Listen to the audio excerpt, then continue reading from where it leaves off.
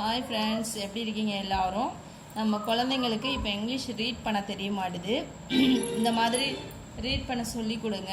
ஒரு நாளைக்கு ஒரு 5 நிமிஷமாவது உங்களுக்கு ரீட் பண்ண சொல்லி கொடுங்க.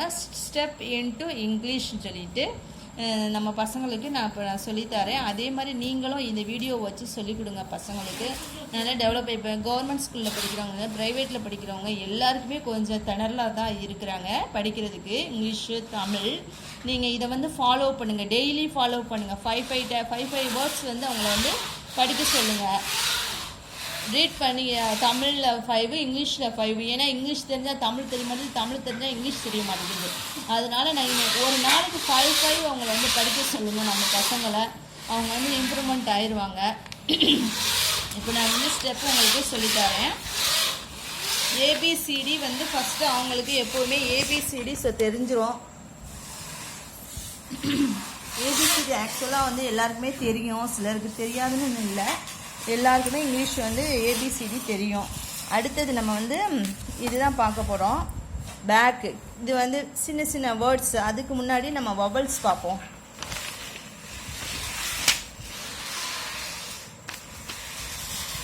வவல்ஸ் அண்ட் சவுண்டோடு நீங்கள் சொல்லிக் கொடுங்க. இன்றைக்கி இந்த வவல்ஸ் மட்டும் இன்றைக்கி நம்ம படிப்போம். இதையே நீங்கள் உங்கள் பசங்களுக்கு சொல்லிக் கொடுங்க. ஈஸியாக கொஞ்சம் டிஸ்டர்பன்ஸாக இருக்குப்பா. சொல்லிக் கொடுங்க பசங்களுக்கு.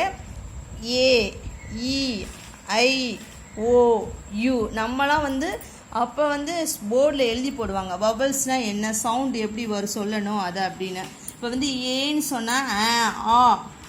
இப்போ இங்கே என்ன வரும்? On, at, as. அந்த மாதிரி பிள்ளைங்களுக்கு சொல்லிக்கோங்க. ஈன்னு வந்துச்சுனாவே ஏன்னு உச்சரிக்கணும். ஈ.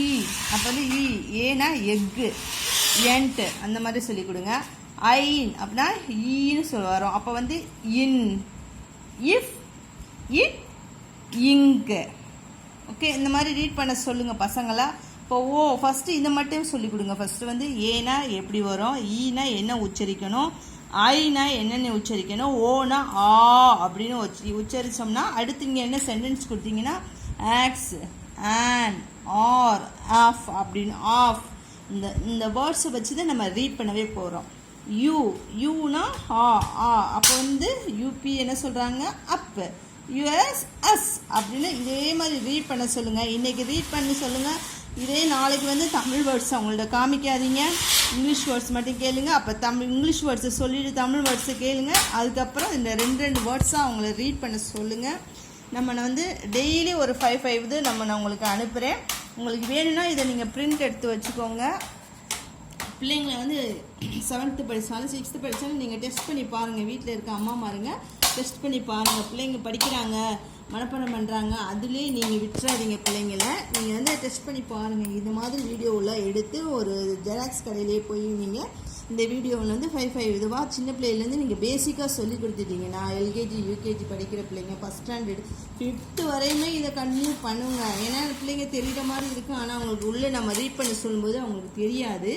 நீங்கள் கரெக்டாக இருந்துட்டிங்கன்னா நம்ம பிள்ளைங்களை எதிர்காலத்தை நம்ம நல்லா கொண்டு வரலாம், பிள்ளைங்களை நல்லா படிக்க வைக்கலாம். அதனால தான் நான் இப்போ சொல்கிறேன் உங்களுக்கு. இன்றைக்கி நான் 5 தான் கொடுத்துருக்கேன். இந்த 5 நல்லா ஃபாலோ பண்ணுங்கள். Okay, thank you. சப்ஸ்கிரைப் பண்ணுங்கள், நீங்கள் கமெண்ட் பண்ணுங்கள். நான் பேசுகிறது, நான் சொல்லிக் கொடுக்குறது புரியுது அப்படின்னா எனக்கு கமெண்ட் பண்ணுங்கள். இன்னும் நான் நிறைய வீடியோ போடுறேன். ஓகே, பாய், தேங்க்யூ.